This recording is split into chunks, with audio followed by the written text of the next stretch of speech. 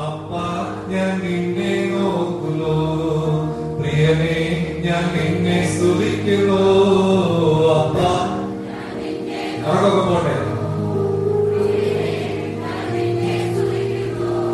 അത് പ്രിയനേ ഞാൻ നിന്നെ സ്തുതിക്കുന്നു, താതനും നീയേ തള്ളയും നീയേ. പാടാം.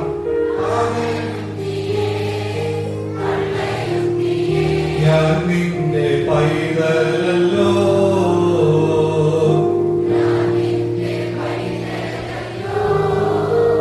യേശു. അപ്പ ഞാൻ നിന്നെ നോക്കുന്നു, പ്രിയനേ പഠിച്ചല്ലോ. അപ്പ ഞാൻ നിന്നെ നോക്കുന്നു. നമ്മൾ അവസാനം വരുമ്പോൾ നമ്മൾ അപ്പാങ്ങളോട് കൂടെ എന്ത് ചെയ്യാം? യേശു അപ്പ. അടുത്തത് നല്ല ഇടയൻ നീ തന്നെ, നല്ല ഇടയൻ നീ തന്നെ. അവൻ ആരാ? ഞാൻ നിന്റെ കുഞ്ഞാണല്ലോ, ഞാൻ നിന്റെ കുഞ്ഞാണല്ലോ, യേശു. അപ്പ ഞാൻ നിന്നെ നോക്കുന്നു. പഠിക്കുമോ? ഉണ്ടോ? ഇല്ല. പഠിക്കും. എല്ലാ വിഷമങ്ങളും പാട്ട് പാടി കഴിയുമ്പോൾ നമ്മുടെ മനസ്സിലെ എല്ലാ സംഘർഷങ്ങളും മാറും. അപ്പ ഞാൻ നിന്നെ നോക്കുന്നു, പ്രിയനേ ഞാൻ നിന്നെ സ്തുതിക്കുന്നു. അപ്പ പ്രിയനേ ഞാൻ നിന്നെ സ്തുതിക്കുന്നു, താതനും നീയേ തള്ളയും താതനും നീയേ. ഞാൻ നിന്റെ പൈതലല്ലോ, ഞാൻ യേശു. അപ്പ ഞാൻ നിന്നെ നോക്കുന്നു, പ്രിയനേ ഞാൻ നിന്നെ സ്തുതിക്കുന്നു. നല്ല ഇടയൻ നീ തന്നെ, നല്ല ഇടയൻ ഞാൻ നിന്റെ കുഞ്ഞാണല്ലോ, ഞാൻ നിന്റെ കുഞ്ഞാണല്ലോ, യേശു. അപ്പ ഞാൻ നിന്നെ നോക്കുന്നു, പ്രിയനേ ഞാൻ നിന്നെ സ്തുതിക്കുന്നു. അപ്പ ഞാൻ നിന്നെ നോക്കുന്നു. ഞാനിപ്പോ ഒരു വിദ്യാർത്ഥിയാണ്, കേരള യൂണിവേഴ്സിറ്റി നമ്മൾ പഠിച്ചുകൊണ്ടിരിക്കുകയാണ്, കഴിഞ്ഞിട്ടില്ല. അതുകൊണ്ട് തന്നെ എന്റെ ക്ലാസ്സിൽ ആരെങ്കിലും പാടാതിരുന്നാൽ അവരെ ഞാൻ ശ്രദ്ധിക്കും. മാസ്ക് ഒക്കെ നന്നായി പറ്റുന്നതായിട്ട് എന്റെ വിശ്വാസം. അതുകൊണ്ട് ആരെങ്കിലും പാടാതിരുന്നാൽ അവരോട് ഞാൻ വേറെടുത്ത് പറഞ്ഞ് പാടിക്കും. അടുത്തത് ജീവനീരുറവ നീ തന്നെ, ജീവനീരുറവ നീ തന്നെ. നിനക്കായി ഞാൻ ദാഹിക്കുന്നു, നിനക്കായി ഞാൻ ദാഹിക്കുന്നു, യേശു. നമ്മൾ കൈവച്ച് പാടാം. യേശു പാടാമോ? ഓർഡർ പോയോ? ശരി. 1 2 3 സ്റ്റാർട്ട്. അപ്പ ഞാൻ നിന്നെ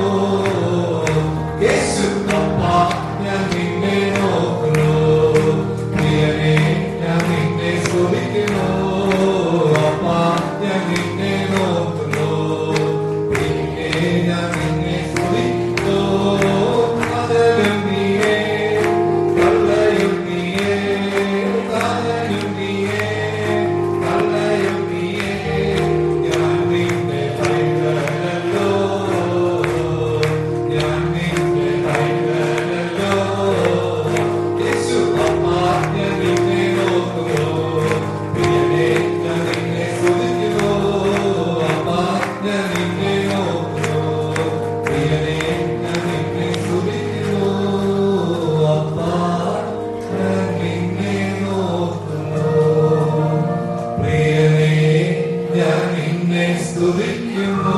താങ്ക് യു. ഈ പാട്ട് മറക്കരുത്. ഇന്ന് എവൻഗേലിയൻ ഭാഗം വായിച്ചത് വിശുദ്ധ മത്തായിയുടെ സുവിശേഷം 5-ാം അധ്യായം. നിങ്ങൾ ആരും വായിക്കേണ്ട. 5-ാം അധ്യായം 13 മുതലുള്ള വാക്യങ്ങളാണ്. നിങ്ങൾ ഭൂമിയുടെ ഉപ്പാകുന്നു. ഉപ്പ് കാരമില്ലാതെ പോയാൽ അതിൽ എന്തുകൊണ്ട് രസം തരുത്താം. പുറത്ത് കളഞ്ഞിട്ട് മനുഷ്യർ ചവിട്ടുവാനല്ലാതെ മറ്റൊന്നിനും പിന്നെ കൊള്ളുന്നതല്ല. നിങ്ങൾ ലോകത്തിന്റെ വെളിച്ചമാകുന്നു. മലമേലിരിക്കുന്ന പട്ടണം മാറിയിരിക്കാൻ പാടില്ല. വിളക്ക് കത്തിച്ച് പറയും കീഴല്ല കണ്ടിന്മേലത്രേ വഹിക്കുന്നത്. അപ്പോൾ അത് വീട്ടിലുള്ള എല്ലാവർക്കും പ്രകാശിക്കുന്നു. അങ്ങനെ തന്നെ മനുഷ്യൻ നിങ്ങളുടെ നല്ല പ്രവൃത്തികളെ കണ്ട് സ്വർഗസ്ഥനായ നിങ്ങളുടെ പിതാവിനെ മഹത്വപ്പെടുത്തേണ്ടതിന് നിങ്ങളുടെ വെളിച്ചം മുമ്പിൽ പ്രകാശിക്കുന്നു. വളരെ ബൈബിൾ വായിച്ചപ്പോഴത്തേക്ക് നല്ല ആക്റ്റീവായിട്ട് പാടി കൈയടിച്ച ഒരാളെ ആവർത്തിച്ചു. ആരാധന പറയത്തില്ല, പ്രസംഗം കഴിഞ്ഞ് പറയാം. അപ്പോ ഉറക്കം വരും, ഉറങ്ങരുത്. 15 മിനിറ്റ് ഉള്ളൂ. 2 കാര്യങ്ങളാണ് ആള് കുഞ്ഞിന് ചിരിക്കുന്നുണ്ട്, അതൊക്കെ മനസ്സിലായിട്ടുണ്ട്. 2 കാര്യങ്ങളാണ് യേശു പറയുന്നത്. നിങ്ങൾ ഭൂമിയുടെ ഉപ്പ്. ഞാനല്ലല്ലോ, നീ അല്ലടാ. നിങ്ങൾ ഭൂമിയുടെ ഉപ്പ്, നിങ്ങൾ ലോകത്തിന്റെ വെളിച്ചം. 2 കാര്യങ്ങളാണ്. അതുകൊണ്ട് ഈ 82ാമത് ഇടവക ദിനം ആചരിക്കുന്ന നിങ്ങളോട് എനിക്ക് പറയാനുള്ളത്, ഈ സമൂഹത്തിൽ ഉപ്പായി തീരുവാനും വെളിച്ചമായി തീരുവാനും നിങ്ങൾക്ക് ഇടയായിട്ട്. ഇന്ന് നമ്മൾ ആദ്യ ഭാഗത്ത് കണ്ടു ലഹരി വിരുദ്ധ ദിനമാണ്. ജീവിതം ദൈവത്തിന്റെ മഹത്വത്തിന് എന്നുള്ളതാണ് ഇന്ന് സഭ ചിന്തിക്കുന്നത്. അതിലെ കർത്താവ് ആധാരമായി നമ്മോട് പറയുന്ന, അല്ലെങ്കിൽ സഭ ഇന്ന് എഴുതിയിരിക്കുന്ന ഒരു ഭാഗത്ത് പറയുന്നത് 2 കാര്യങ്ങളാണ്. ഉപ്പും വെളിച്ചവും എന്നുള്ളതാണ്. അതൊരു ജീവിത ശൈലിയാണ് സൂചിപ്പിക്കുന്നത്. രുചി പകരുക, വെളിച്ചമായി തീരുക എന്നുള്ളതാണ് ഈ 82ാം ഇടവക ദിനത്തിൽ കുന്നത്തൂർ ശാലയം ഇടവകയെ കൊണ്ട് ആഗ്രഹിക്കുന്ന വലിയൊരു കാര്യമാണ് ഉപ്പായി തീരുക എന്നുള്ളതാണ്. നമുക്കറിയാം, ഇന്നത്തെ കാലത്ത് ഉപ്പിന് വലിയ വില ഇല്ല. എന്നാൽ കർത്താവിന്റെ കാലത്ത് വളരെയധികം വിലയുള്ള ഒരു സാധനമായിരുന്നു ഉപ്പ് എന്ന് കാണാനായിട്ട് സാധിക്കുന്നുണ്ട്. അതുകൊണ്ട് കർത്താവ് നിങ്ങൾ ഭൂമിയുടെ ഉപ്പാകുന്നു എന്ന് പറയുമ്പോൾ നിങ്ങൾ വളരെയധികം വിലയുള്ളവരാണ്. അതിന്റെ അടുത്ത ഭാഗങ്ങളെ ചേർത്ത് പറയുമ്പോൾ നമുക്ക് അതാണ് മനസ്സിലാകുന്നത്. അതുകൊണ്ട് ജീവിതം ദൈവത്തിന്റെ ദാനമാണ്. അതുകൊണ്ട് നമ്മളിൽ എല്ലാവരിലുള്ള സാധ്യത കർത്താവിന് അറിയാം. ആ സാധ്യത അറിഞ്ഞുകൊണ്ടാണ് പറയുന്നത് നിങ്ങൾ ഭൂമിയുടെ ഉപ്പാകുന്നു എന്നാണ്. പലപ്പോഴും നമ്മൾ നമ്മുടെ ജീവിതത്തിന്റെ വില അറിയാത്തത് കൊണ്ടും നമ്മുടെ സാധ്യതകൾ അറിയാത്തത് കൊണ്ടുമാണ് നമുക്ക് ജീവിതത്തിൽ ഉപ്പായി തീരാനായിട്ട് സാധിക്കാത്തത്. കുളക്കരയിൽ കിടന്ന 38 വർഷമായ രോഗിയോട്, കൂലിയായ സ്ത്രീയോട്, സെമിത്തേരിയിൽ ഭൂതഗ്രസ്തനായ മനുഷ്യനോട്, പകൽ മാന്യന്മാരാൽ പിടിക്കപ്പെട്ട ഒരു സ്ത്രീയോട് ഒക്കെ കർത്താവ് പുലർത്തുന്ന ആ ഒരു അനുഭവം എന്തായിരുന്നു എന്ന് നമുക്കറിയാം, അല്ലെ? അവരെ സ്നേഹിക്കുകയാണ്. അവരുള്ള സാധ്യതകൾ, പാപം ചെയ്യാതെ ജീവിക്കാനുള്ള ഒരു സാധ്യത, സൗഖ്യം. 38 വർഷം കൊളക്കരയിൽ കിടക്കുന്നവന് ഒരു സൗഖ്യത്തിന്റെ സാധ്യത. അതുകൊണ്ട് നിന്റെ ജീവിതം വിലയുള്ളതാണ്. ടാക്സ് കളക്ട് ചെയ്യുന്ന സർക്കാരിനോട് ആരും ഫ്രണ്ട്ഷിപ്പ് കൂടുന്നില്ല. കർത്താവ് പറയാണ്, ഞാൻ ഇന്ന് നിന്റെ കൂടെ വീട്ടിൽ താമസിക്കാൻ വരുന്നു. അതുകൊണ്ട് എല്ലാവരിലുള്ള സാധ്യതകളെ തിരിച്ചറിയാൻ. അതുകൊണ്ട് ഒരു ഇടവകയായി മുമ്പോട്ട് പോകുമ്പോൾ 35 കുടുംബങ്ങളുണ്ട്. ഒറ്റ ഒരാളെ പോലും മാറ്റി എല്ലാവരും വിലയുള്ളതാണ് എന്നുള്ളതാണ്. കർത്താവിന്റെ ജീവിതം ഉടനീളം നമ്മുടെ വില തിരിച്ചറിയുവാനായിട്ട് നമ്മളെ സഹായിക്കുന്നതാണ്. അതുകൊണ്ട് പരാജയപ്പെട്ടു പോകുമ്പോൾ ആരെങ്കിലും ജീവിതത്തിൽ വീണ്ടെടുക്കുവാൻ നമ്മെ ഓർമ്മിപ്പിക്കുന്നതാണ്. അതുകൊണ്ട് ഈ ഇടവകയിലെ എല്ലാ വീടുകളും, എല്ലാ വ്യക്തികളും വിലയുള്ളവരായി തീരുമ്പോഴാണ് ഈ ഉപ്പിന്റെ സ്വഭാവമുള്ളവരായി തീരുവാനായിട്ട് സാധിക്കും. നമുക്കറിയാം, ഉപ്പിന് രസം വരുത്തുന്നത് നമ്മൾ വായിക്കുന്നുണ്ട്. അതിനുള്ളിൽ നമ്മൾ വീട്ടിലൊരു കറി വെക്കുകയാണ്, അല്ലെ? കറി വെച്ച് നോക്കിയിട്ട് പറയുന്നു, ഞാൻ നോക്കിയിട്ട് ഉപ്പില്ല. അച്ഛനെ കൊണ്ട് ടേസ്റ്റ് ചെയ്യിപ്പിച്ചു, അപ്പോഴും ഉപ്പില്ല. പിള്ളേരെ വിളിച്ചപ്പോ 2 പേർക്ക് കോഡ് വല്ലോ ടേസ്റ്റ് അറിയാൻ വയ്യാത്തതാണോ? പിള്ളേരെ വിളിച്ചപ്പോ പിള്ളേർക്കും ഉപ്പിന്റെ ടേസ്റ്റ്. അയലോകത്ത് വരെ കൊണ്ടുപോയി നമ്മൾ പരിശോധിപ്പിച്ചു നോക്കി. പരിശോധിച്ച് മനസ്സിലായി എന്തുണ്ട്, നമ്മുടെ നാക്കിന്റെയും കോവിഡിന്റെയും ഒന്നും പ്രശ്നമല്ല. ഉപ്പിന് എന്തില്ല, കാരമില്ല, രുചിയില്ല. പിന്നെ നമ്മൾ ഇത് വെച്ചേക്കോ എന്നാൽ ഇരിക്കട്ടെ. പിന്നെ വലിയ പൊട്ടിച്ച ഉപ്പും കൊണ്ടിനി നമ്മള് മറ്റേ കടയിൽ പോവാൻ ഒന്നും ചെയ്തില്ല. നമ്മൾ എന്തോ ചെയ്തു, നമ്മൾ സാധാരണ ചെയ്യുന്ന പോലെ വേസ്റ്റ് വരുന്നത് റോഡിലോട്ട് വലിച്ചെറി. അത് തന്നെയാണ് അന്ന് ഇങ്ങനെയൊക്കെ ആളുകൾ ഉണ്ടായിരുന്നോണ്ടായിരിക്കും ഇതുപോലെ തന്നെ കർത്താവ് പറഞ്ഞത്. കാരണം മനുഷ്യർ ചവിട്ടുവാൻ കാരമില്ലാത്ത ഉപ്പിനെ വലിച്ചെറിയും. അതിന്റെ കിടപ്പ് റോഡിൽ കിടക്കുന്ന മനുഷ്യർ ചവിട്ടുന്ന അനുഭവമാണ് എന്നുള്ളതാണ് നമുക്ക് കാണാനായിട്ട് സാധിക്കുന്നത്. അതുകൊണ്ട് ജീവിതത്തിൽ വിലയില്ലാത്ത, മൂല്യമില്ലാത്ത അനുഭവത്തിൽ ചെന്നാൽ മനുഷ്യർ ചവിട്ടുന്ന അനുഭവം. ഞാൻ നിലമ്പൂരിൽ പ്രവർത്തിച്ചുകൊണ്ടിരുന്നപ്പോ ഒരു ക്രൈസ്തവ സഭ യോഗം. അപ്പോ ആ പള്ളിയുടെ പേര് പറഞ്ഞാലും നിങ്ങൾക്ക് ആർക്കും വെക്കക്കാർ വീടില്ലെന്ന് എനിക്ക് പെട്ടത്. അപ്പൊ കൈസാൻ സഭ യോഗം നടക്കുമ്പോ സജി എന്ന് പറയുന്ന ഒരു സ്നേഹിതൻ, പുള്ളി ഇങ്ങനെ ഹൈദരാബാദ് ജോലി കഴിഞ്ഞ് വന്ന അപ്പൊ അവിടെ 24 മണിക്കൂറും പുള്ളി കൈസാന സഭ യോഗത്തിന് വന്നിരുന്ന് മുട്ടിന് ഉടക്കം എനിക്ക് ഒരു രീതിയിൽ മുന്നോട്ട് കൊണ്ടുപോകാൻ പറ്റത്തില്ല കൈസാന. അപ്പൊ എനിക്ക് മനസ്സിലായി പുള്ളി സ്വല്പം കഴിച്ചിട്ട് വന്നതാണെന്ന് എനിക്ക് മനസ്സിലായി. പിന്നെ സാരകാട്ടിന്നോട്ടെ നമ്മുടെ സഹോദരനല്ലേ എന്നൊക്കെ കണ്ട് ഞാനിങ്ങനെ മുന്നോട്ട് പോകുമ്പോൾ ഒരു രീതിയിൽ കമ്മിറ്റി മുന്നോട്ട് പോകാൻ തടസ്സപ്പെടുത്തുകയാണ്. അപ്പൊ പിന്നെ നമുക്കും സ്വാഭാവികമായിട്ട് അച്ഛന്മാർക്കും ദേഷ്യം വരും. ഞാനിങ്ങനെ ദേഷ്യത്തിൽ കൂടെ അടുത്തോട്ട് ചെയ്യുന്നു. അപ്പൊ എല്ലാവരും ഓർത്തു ഞാനത് പൊട്ടിക്കാൻ തരണം. ഞാൻ അടുത്തോട്ട് ചെയ്ത് കൈ വിട്ടിട്ട് ചോദിച്ചു മദ്യപിച്ചിട്ടുണ്ടോ ചോദിച്ചു. അപ്പം പുള്ളി എന്നോട് പറഞ്ഞു ഉണ്ട്. അത്രയുണ്ട്. കൈസാൻ സമിതി യോഗത്തിൽ എടുത്ത് മദ്യപിച്ച് വന്നെന്ന് പബ്ലിക്കായിട്ട് പറഞ്ഞവരെ ഇറക്കി വിടാനുള്ള സാമഗ്രി എനിക്കുണ്ട്. ഞാൻ പറഞ്ഞു എഴുന്നേറ്റോളം. അപ്പൊ അവന്റെ അമ്മാശനോട് സൺഡേ സ്കൂൾ മാസ്റ്റർ പുള്ളി ചാടി അച്ഛാ അവൻ ഇച്ചിരി ഒന്ന് കുടിച്ചിട്ട് വന്നതല്ലേ. ക്രിസ്മസിന് നമ്മുടെ അവിടെ ഏറ്റവും കൂടുതൽ കളക്ഷൻ ചെയ്യുന്നത് അമ്മാശൻ പറയാനാണ്.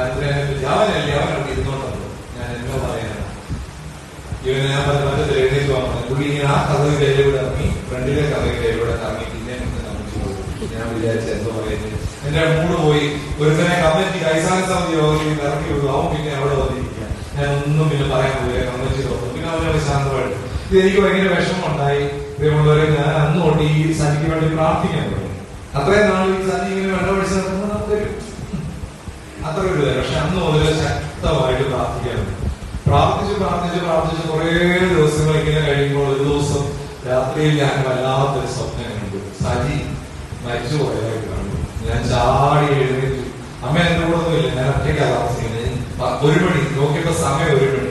ഞാൻ പെട്ടതാ ഞാൻ കിടന്ന കാട്ടിലേക്കുള്ള ഒറ്റ അടി കഴിച്ചു. കർത്താവ് നോ.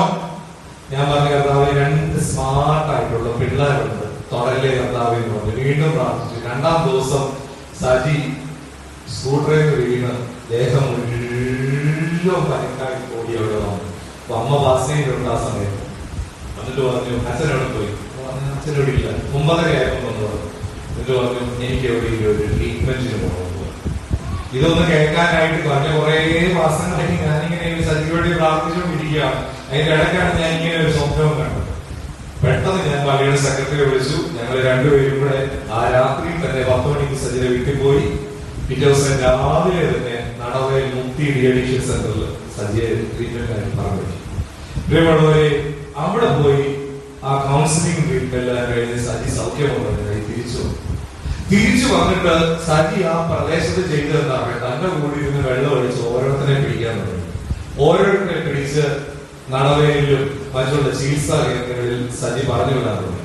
പിന്നെ ഏകദേശം 9-10 വർഷത്തോളമായി സൗഖ്യ ജീവിതം നയിക്കുകയാണ് ആ സജി. ഞാൻ പറഞ്ഞല്ലോ 2 കുഞ്ഞുങ്ങൾ. ഞാനത് പറഞ്ഞ കർത്താവ് ഇത്രയും നല്ല 2 പിള്ളേർ. കാരണം എന്തോ അതിന്റെ സങ്കടമാണ്. നിങ്ങൾക്കറിയാമോ, ഇപ്പോൾ സജി മദ്യപാനം നിർത്തി സജി അവിടെയുള്ള എല്ലാവരെയും ഫിനാൻഷ്യലി പ്രയാസമുള്ളവർക്ക് സജിയാണ് പൈസ കൊടുത്ത് നടവയിൽ ട്രീറ്റ്മെന്റിൽ വിടുന്നത്. പിന്നെ ഞാൻ ആ പള്ളിയിൽ നിന്ന് പോരുന്ന 5 വർഷം ഇരുന്നു. ഇത് 2-ാം വർഷം. പിന്നെ ആ 3 വർഷവും കട്ട സപ്പോർട്ടായിരുന്നു. ആര്? കൈസാന സമിതിയിൽ എനിക്കെതിരെ സംസാരിച്ച സജിയായിരുന്നു. ഇപ്പോഴും വിളിക്കും. അമ്മ ഇടയ്ക്ക് വിളിക്കും. അച്ഛന്റെ അമ്മയുടെ ശബ്ദമൊക്കെ കേൾക്കാൻ വിളിക്കുന്നതാണ്. ഇടയ്ക്ക് വിളിക്കും. ഞാനിവിടെ മണക്കാരെ വന്നപ്പോഴും എന്നെ വന്ന് കണ്ടു. മോനിപ്പോ MBBS കഴിഞ്ഞിട്ട് MD പഠിക്കാൻ പോയി. മോള് UK പഠിക്കുന്നു. നശിച്ച് നാരായണക്കല്ലായി തീരേണ്ട ഒരു കുടുംബത്തിൽ ദൈവത്തിന്റെ ഇടപെടൽ ഉണ്ടായപ്പോൾ സജിയിൽ ഒരു ഒളിഞ്ഞു കിടക്കുന്ന കാലമുണ്ടായിരുന്നു, ഒരു ഗുണമുണ്ടായിരുന്നു. എന്നാൽ ദൈവത്തിന്റെ പരിശുദ്ധാത്മാവ് അതിനെ തൊട്ട് സൗഖ്യമാക്കിയപ്പോൾ ഇന്ന് 10-12 വർഷത്തിലധികമായി സൗഖ്യ ജീവിതം നയിക്കുകയാണ്.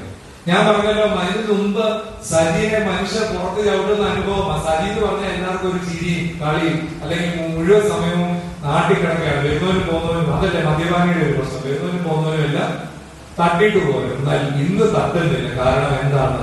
സജി തന്റെ കാലമുള്ള അനുഭവം എന്താണെന്ന് സജി തിരിച്ചറിയുകയും മനുഷ്യർ ചവിട്ടുന്ന അനുഭവത്തിൽ നിന്ന് നാം പുറത്തു വരുന്ന സാധനം. പ്രിയമുള്ളവരെ, നമുക്ക് എല്ലാവർക്കും നമ്മുടെ ഉള്ളിൽ എന്തുണ്ട്? ഒരു വലിയ സാധ്യതയുണ്ട്. അതാണ് ഉപ്പിന്റെ സാധ്യത എന്ന് പറയുന്നത്. നമ്മുടെ ഉള്ളിൽ ഒരു സാധ്യതയുണ്ട്. നമ്മുടെ ഉള്ളിൽ ഞാനും ദൈവവുമായിട്ടുള്ള ചില അഭേദ്യമായ ബന്ധമുണ്ട്. ഈ സാധ്യതകളെ നഷ്ടപ്പെടുത്തി കളയുമ്പോഴാണ്, ഒറ്റയ്ക്കാകുമ്പോഴാണ്. പലപ്പോഴും നമ്മൾ മദ്യപിക്കുന്നവരോട് പറയും, എന്താ പറയുന്നത്, 4 പേര് കൂടുമ്പോ പറയും, എടാ നീ വെള്ളം അടിക്കരുത്, നിന്റെ ഭാര്യ അങ്ങനല്ലേ ഇങ്ങനല്ലേ. എന്നാൽ അവർക്ക് വേണ്ടി ശക്തമായി പ്രാർത്ഥിക്കാൻ, അവർക്കൊരു സ്നേഹത്തിന്റെ, നിങ്ങൾ ഒറ്റയല്ല എന്ന് പറയുവാനായിട്ട് സാധിക്കണം. നിങ്ങളുടെ കൂടെ ഞങ്ങളോട് ഉണ്ടെന്നുള്ള സ്നേഹത്തിന്റെ ഒരു കരം നീട്ടുവാനായിട്ട് സാധിക്കണം. അതുകൊണ്ട് കാലമില്ലാതായി ആരെയും ദൈവം സൃഷ്ടിക്കുന്നില്ല. എന്നെ നിങ്ങളെ എല്ലാം കാലമുള്ള ഉപ്പാണ് നമ്മളെ ഓർമ്മിപ്പിക്കുന്നത്. ഉപ്പ് എന്താണ്? അതുകൊണ്ട് ഒന്ന് നമ്മൾ ഓർമ്മിപ്പിക്കുന്നത്, നമ്മളെല്ലാവരും വിലയുള്ളതാണ്. അതുകൊണ്ട് നമ്മുടെ ഈ വീട്ടിലുള്ള, നമ്മുടെ ഈ കുടുംബം, ഈ ശാലയ കുടുംബത്തിലുള്ള ആരെയും മാറ്റി നിർത്താനായിട്ട് സാധിക്കരുത്. അങ്ങനെ മാറ്റി നിർത്തുമ്പോഴാണ്, ഒറ്റപ്പെടുമ്പോഴാണ് ലഹരിക്കൊക്കെ അടിമയാകുന്നതും ജീവിതം അവസാനിപ്പിക്കുന്നതും അല്ലെങ്കിൽ കുടുംബങ്ങളുടെ സന്തോഷം നഷ്ടപ്പെടുന്നത്. അതുകൊണ്ട് എല്ലാവരും വിലയുള്ളതാണ് എന്ന് തിരിച്ചറിയാനായിട്ട് സാധിക്കണം. രണ്ട് ചേർത്ത് നിർത്താനുള്ള ഒരു പ്രവണതയാണ് ഉപ്പിന്. നമുക്കറിയാം സോഡിയം എന്താണ്? സോഡിയം തന്നെ ഇതിനകത്ത് സംഭവിക്കും. കെമിസ്ട്രി പഠിച്ചതാണ്, പൊട്ടിത്തെറിക്കും. ക്ലോറൈഡ് എന്ന് പറയുന്നത് വിഷമാണ്. എന്നാൽ ഉപ്പിന്റെ രാസനാമത്താണ് സോഡിയം ക്ലോറൈഡ്. ഇത് രണ്ടും കൂടെ ചേരുമ്പോൾ, ഒറ്റയ്ക്കിരുന്നാൽ സോഡിയം പൊട്ടിത്തെറിക്കും, ക്ലോറൈഡ് വിഷാംശമാണ്. എന്നാൽ ഇത് രണ്ടുപേരും കൂടെ ചേരുമ്പോഴാണ് സോഡിയം ക്ലോറൈഡ് ആകുമ്പോൾ എന്തായി മാറും? നമ്മുടെ മീൻകറിക്കും അവിയലിലും ഒക്കെ രുചി വരുത്തുന്ന ഉപ്പായി മാറുകയാണ്. ചേർന്നിരിക്കുമ്പോഴാണ് നമുക്ക് അനുഭവം ഉണ്ടാകുന്നത്. നമ്മൾ രണ്ടായിട്ട് ഇരുന്നാൽ എന്ത് പറ്റും? നമുക്ക് ഗുണമില്ലാത്തവരായിരിക്കും. അതുകൊണ്ട് ഉപ്പ് നമ്മളെ ഓർമ്മിപ്പിക്കുന്നത് ചേർന്നിരിക്കാനാണ്. ഇന്ന് ഈ ഇടവദിനത്തിൽ അപ്പുറത്തും കയ്യസൂര്യ കൊടുക്കാത്ത ആരെങ്കിലും ഇവിടെ ഇരിപ്പുണ്ടോ?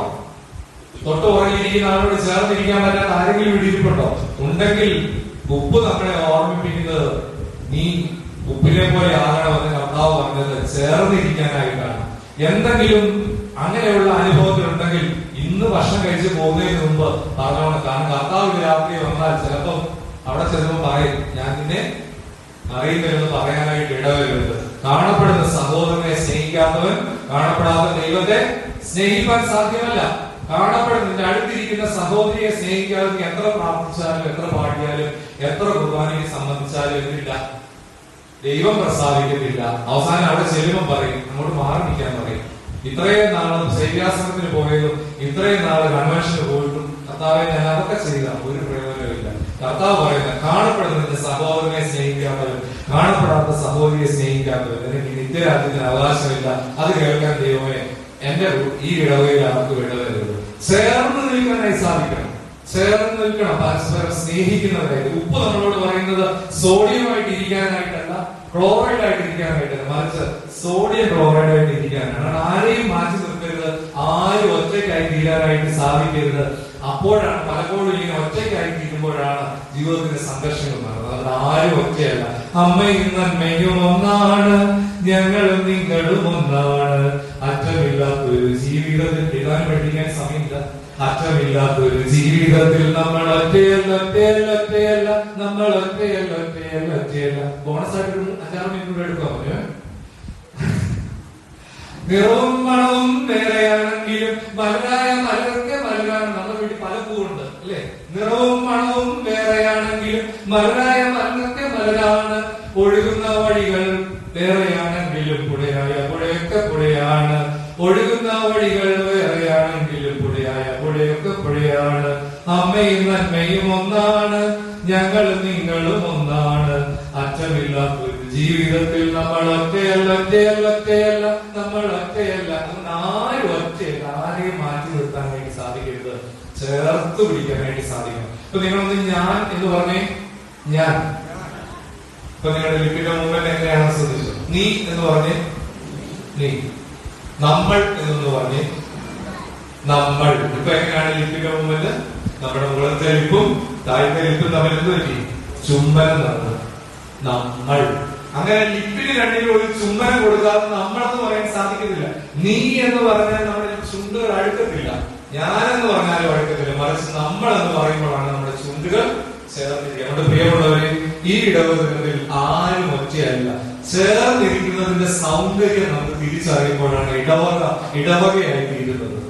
അല്ലാതെ ഒറ്റയ്ക്ക് രാജാവും രാജ്ഞിയുമായാൽ അവിടെ ഒരു സൗന്ദര്യമില്ല എന്നുള്ളതാണ്. ചേർന്നിരിക്കുന്നതിന്റെ ഗ്രൂപ്പ് വർക്കിന്റെ സൗന്ദര്യത്തിലാണ് ഇടവകയായി തീരുന്നത്. ഉപ്പ് നമ്മളോട് രണ്ടാമതായിട്ട് പറയുന്നത് ഇതാണ്. ഒറ്റയ്ക്കിരുന്നാൽ പൊട്ടിത്തെറിക്കും, എന്തുവാ? സോഡിയം പൊട്ടിത്തെറിക്കും. ഒറ്റയ്ക്കിരുന്നാൽ ക്ലോറൈഡ് വിഷമുള്ളതാണ്. എന്നാൽ ഇത് രണ്ടും കൂടെ ചേരുമ്പോൾ ഇത് എന്താണ് ഉപയോഗമുള്ളവര്? അതാണ് സൗന്ദര്യം. നമ്മൾ എന്ന് പറയുന്ന ഒരു സൗന്ദര്യം. ഈ ഇടവക അങ്ങനെ പറയാൻ സാധിക്കണം. നമ്മൾ. അങ്ങനെ പറയുന്നതിന് തടസ്സമായിട്ട് എന്തെങ്കിലും ഉണ്ടെങ്കിൽ ഈ വിശുദ്ധ കുർബാന കൊണ്ടിട്ട് അത് ഗുണം വരണമെങ്കിൽ അത് നമ്മുടെ ശരീരത്തിൽ അലിഞ്ഞു ചേർന്നിട്ടുണ്ടെങ്കിൽ, എവിടെയെങ്കിലും നമ്മൾ എന്ന് പറയുന്ന വികാരത്തിന് തടസ്സം ഉണ്ടായിട്ടുണ്ടെങ്കിൽ ഉപ്പ് നമ്മളോട് ഇന്ന് ഓർമ്മിപ്പിക്കുന്നു, പ്രിയ സഹോദര സഹോദരി, നിന്റെ അടുത്ത് നിൽക്കുന്ന സഹോദരനെ സ്നേഹിക്കാൻ സാധിക്കണം. ഒന്നിച്ചു നിൽക്കുന്നതിലൂടെയാണ് നമുക്ക് ദൈവരാജ്യത്തിന്റെ അവകാശമായി തീരാനായിട്ട് സാധിക്കുന്നത്. നമുക്ക് അലിഞ്ഞു ചേരുന്ന ഒരു അനുഭവം ഉപ്പിനെ നമുക്ക് കാണാൻ സാധിക്കില്ല. കറിയിൽ ഇട്ട് കഴിഞ്ഞാൽ അത് അലിഞ്ഞു ചേരും, അതിനെ പിന്നെ നമുക്ക് കാണാൻ സാധിക്കില്ല. അങ്ങനെ അലിഞ്ഞു ചേരാനായിട്ട് സാധിക്കണം.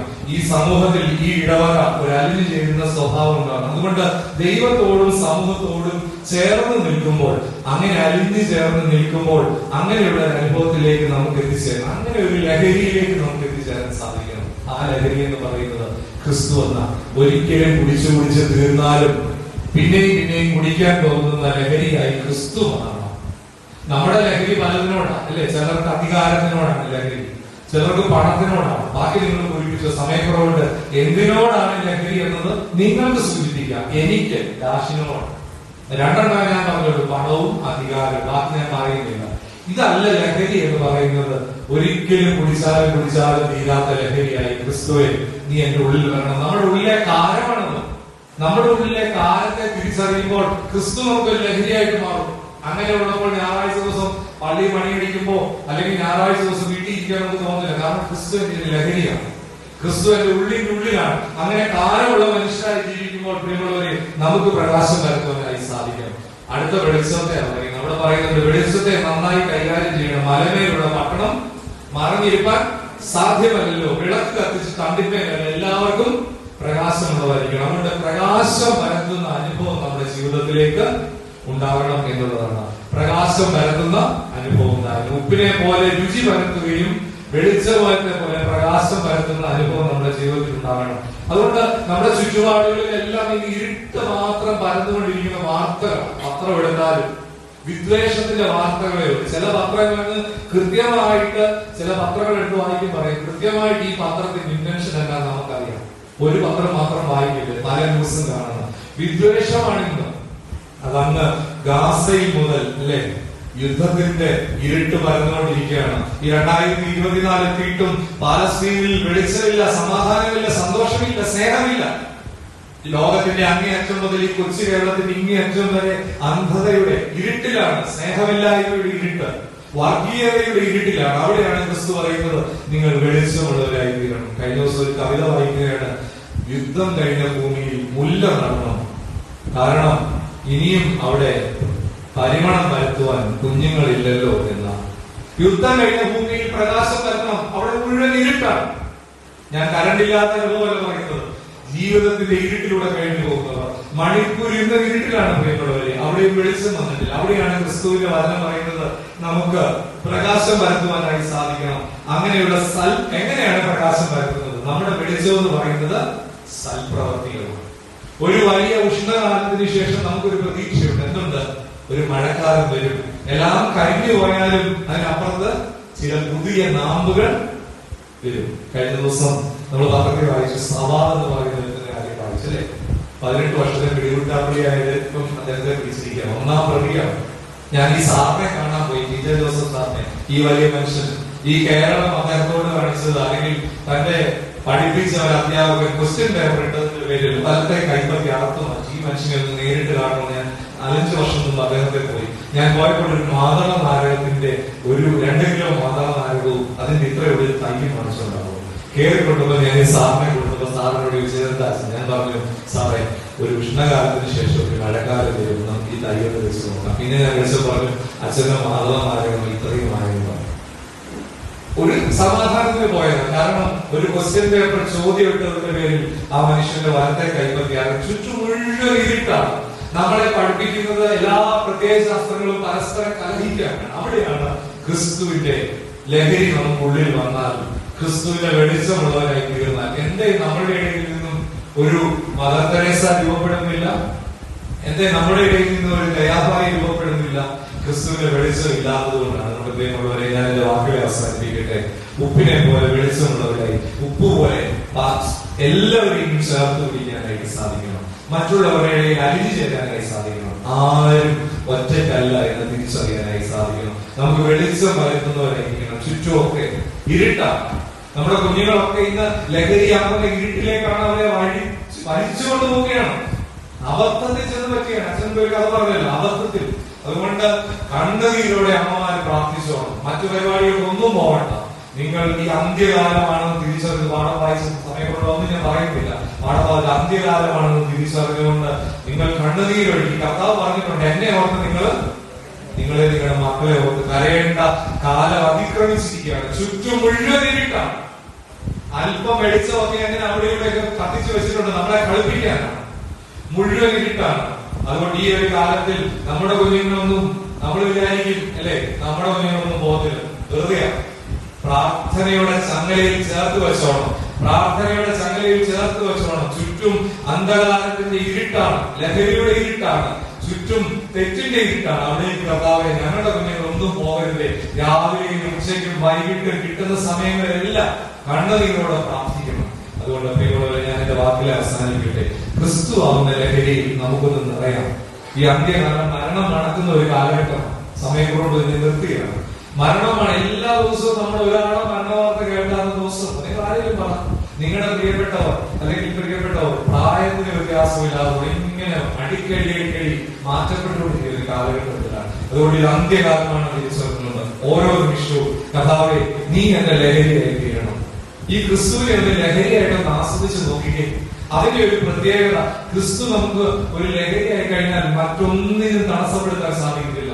അതുകൊണ്ട് ഈ 82ാമത് ഇടവ ദിനത്തിൽ ഞങ്ങളുടെ വാക്കുകളെ അവസാനിക്കട്ടെ. ഈ കുന്നത്തൂർ ശാലയം ഇടവ ദൈവമേ, ഉപ്പിനെ പോലെ ഞങ്ങളെ അവിടുന്ന് രൂപാന്തരപ്പെടുത്തണമേ. നീ ഉപ്പായി ഞങ്ങളെ ഈ ലോകത്തിലേക്ക് അയച്ചിരിക്കുന്നത് ആരും മാറ്റി നിർത്തപ്പെടേണ്ടവരല്ല. എല്ലാവരും ചേർന്നിരിക്കേണ്ടവരാണ്, ഒന്നിച്ചിരിക്കേണ്ടവരാണ്. ഞാനും എന്ന അവസ്ഥയിൽ നിന്നും നീ എന്ന അവസ്ഥയിൽ നിന്നും ഞങ്ങൾ എന്ന അവസ്ഥയിലേക്ക് നമുക്ക് ഇനിയും രൂപാന്തരപ്പെടാൻ വൈകിക്കൂടാ. ഒരു നിമിഷവും വൈകിക്കൂടാ. ഉപ്പിനെ പോലെ രണ്ടായി വേർതിരിച്ചില്ല, ഒന്നായി ചേർന്നിരുന്നുകൊണ്ട് ക്രിസ്തുവിനാഥ അനുഭവത്തിലേക്ക് നമ്മുടെ ഇടയിൽ നിന്ന് രണ്ടുപേരും ഇപ്പൊ സെമിനാരി പഠിക്കുന്നുണ്ട്. അത് മാത്രം പോരാ, അനേകം കുഞ്ഞുങ്ങൾ ഇനിയും സെമിനാരി പഠിക്കണം. അനേകം പേര് ദൈവവേലയ്ക്ക് വേണ്ടി പോകണം.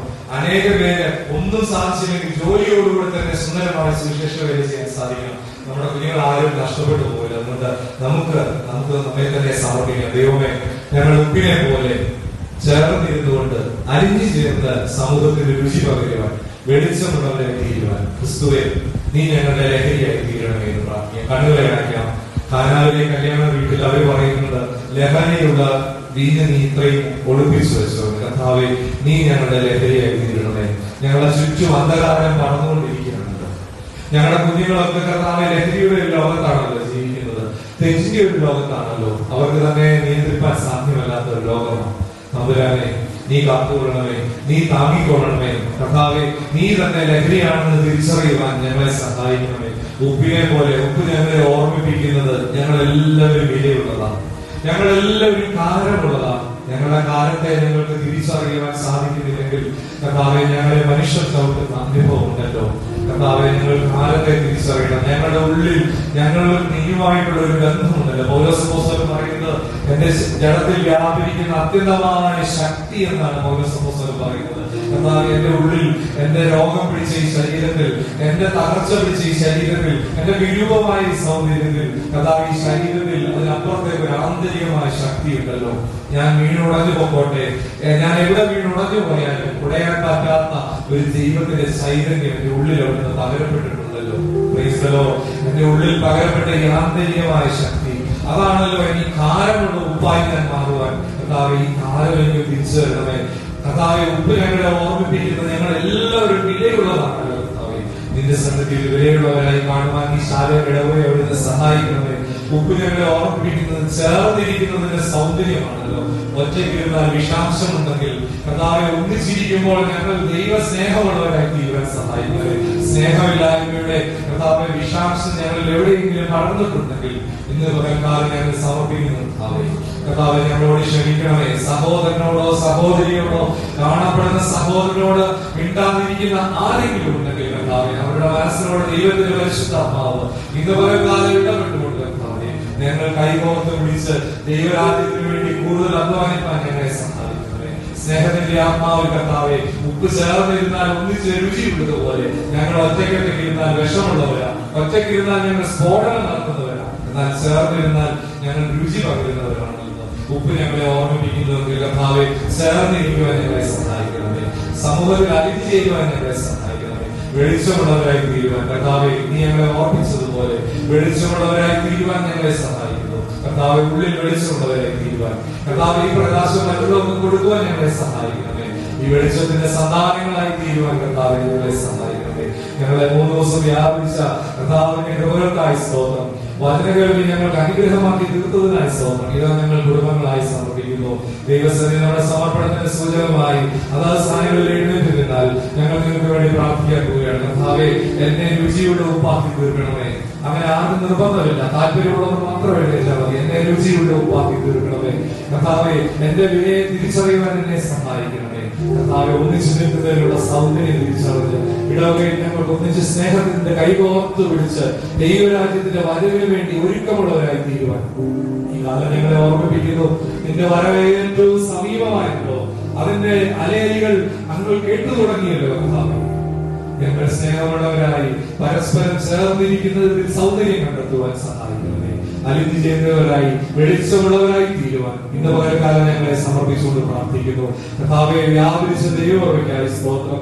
3 ദിവസം വ്യാപരിച്ച കൺവെൻഷൻ യോഗത്തിൽ വ്യാപരിച്ച ദൈവകൃപയ്ക്കായി സ്തോത്രം. ഇന്ന് വിശുദ്ധ കുർബാനയിൽ ഞങ്ങൾ നിന്റെ ശരീരവും നിന്റെ രക്തത്തിന്റെ അംശങ്ങളായി തീർന്നെങ്കിൽ ആമേൻ, പ്രൈസ് ദി ലോർഡ്. കർത്താവെ, അത് ഞങ്ങൾക്ക് ഒരിക്കലും ശാപത്തിന് ദോഷത്തിന് കാരണമായി തീരല്ലേ. നിന്റെ വചനത്തിൽ ഞങ്ങൾ ഇങ്ങനെ ഓർമ്മിപ്പിക്കുന്നു. നിന്റെ ബലി അർപ്പിക്കുമ്പോൾ നിന്റെ സഹോദരനോ സഹോദരിയോടോ നിനക്ക് എന്തെങ്കിലും ഉണ്ടെങ്കിൽ നിന്റെ ബലി അവിടെ ഓർമ്മിച്ച് അവിടെ വെച്ചതിന് ശേഷം മുൻപേ ചെന്ന് നിറന്നുകൊള്ളാൻ എന്ന് പറഞ്ഞിട്ടുണ്ടല്ലോ. കർത്താവേ, വിശുദ്ധ ബലിയിൽ ഞങ്ങൾ പ്രവേശിച്ചു കഴിഞ്ഞു. അത് ഞങ്ങളുടെ ശരീരത്തിന്റെ ഭാഗമായി, ഞങ്ങളുടെ ജീവിതത്തിന്റെ ഭാഗമായി. കർത്താവേ, ആ സ്നേഹം ഉൾക്കൊണ്ട് സ്നേഹമുള്ള മനുഷ്യരായി ജീവിക്കാൻ, സ്നേഹമുള്ള മനുഷ്യരായി സൽപ്രവർത്തികളാവുന്ന വെളിച്ചം നൽകുവാൻ അവിടുന്ന് ഞങ്ങളെ സഹായിക്കണമേ. ഞങ്ങളുടെ അച്ഛനെ കുടുംബമായിട്ട് അനുഗ്രഹിക്കണമേ. ചുമതലക്കാരെ അനുഗ്രഹിക്കണമേ. കാര്യസ്ഥലത്തെ അനുഗ്രഹിക്കണമേ. കർത്താവെ, എല്ലാ സംഘടനകളെയും അനുഗ്രഹിക്കണം. ഞങ്ങളുടെ കുഞ്ഞുമക്കളെ ആരും നഷ്ടപ്പെട്ടു പോകല്ലേ. പഠിച്ചുകൊണ്ടിരിക്കുന്ന ഞങ്ങളുടെ കുഞ്ഞുങ്ങളെ എല്ലാവരെയും അവിടുന്ന് അനുഗ്രഹിക്കണം. ഞങ്ങൾ ആരും കർത്താവെ നിന്റെ വരവിൽ മാറ്റി നിർത്തപ്പെടാൻ ഇടയാറില്ലേ. നീ ഞങ്ങളെ ചെമ്മരിയാടുകളും കോലാടുകളുമായി തമ്മിൽ വേർതിരിക്കുമ്പോൾ ഞാൻ നിങ്ങളെ അറിയുന്നില്ല എന്നുള്ള വാക്കുകൾക്ക് ദൈവമേ, ഈ ശബ്ദവേദികൾ ആർക്കും ഇടയാവില്ലെന്ന് പ്രാർത്ഥിക്കുന്നു. കർത്താവെ, ഞങ്ങളോട് ക്ഷമിക്കണമേ. കുഞ്ഞാടിന്റെ രക്തത്തിൽ ഞങ്ങളെ കഴുകി ശുദ്ധീകരിക്കണമേ. അവിടുത്തെ കൃപ ഞങ്ങളോട് വ്യാപരിക്കണമേ. ഞങ്ങളുടെ അധ്വാനത്തെ മാനിക്കണമേ.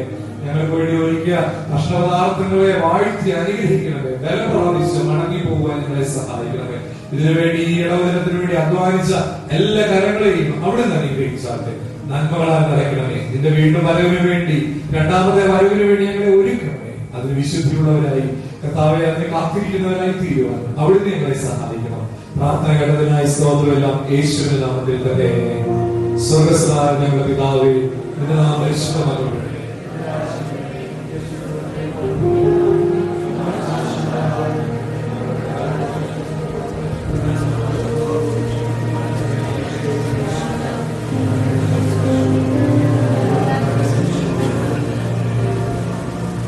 പിതാവായ ദൈവത്തിന്റെ സ്നേഹം, പുത്രന്റെ കൃപ, പരിശുദ്ധ റൂഹായുടെ സബന്ധവും സഹവാസവും എല്ലാവരുടെ മേലും നമ്മുടെ എല്ലാവരുടെയും സമർപ്പണത്തിന് മേലും മുൻപോട്ടുള്ള എല്ലാ പ്രയത്നങ്ങളുടെയും യാത്രകളുടെയും വീണ്ടും കാണുമ്പോൾ ഇപ്പോഴും എപ്പോഴും എന്നേക്കും പ്രാർത്ഥിക്കണമെന്ന് വിചാരിക്കുമാറാകട്ടെ. സ്തുതിപ്പിൻ സ്തുതിപ്പിൻ യേശുവേ.